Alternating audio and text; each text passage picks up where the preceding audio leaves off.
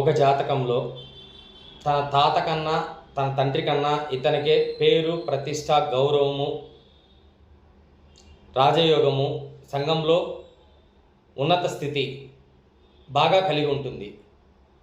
ఇది ఎవరికి అనే జాతక విశ్లేషణకు వస్తే, లగ్నానికి పంచమాధిపతి కానీ లేదా లగ్నానికి నవమాధిపతి కానీ ఒకరికి వీక్షణ ఉన్నా, లేదా లగ్నాధిపతి పంచమాధిపతి కలయిక ఉన్నా, లేదా లగ్నాధిపతి నవమాధిపతి కలయిక ఉన్నా, లేదా లగ్న అధిపతి యొక్క నక్షత్రానికి పంచమ నవమాధిపతి యొక్క నక్షత్రం సారం తీసుకున్న వీరికి ఈ యోగం కలుగుతుంది.